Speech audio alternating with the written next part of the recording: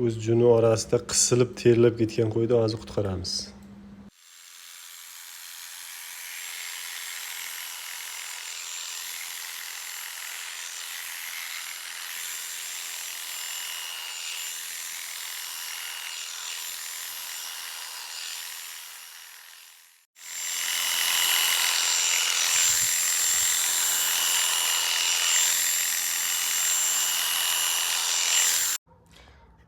Qo'yni mana bo'ldik.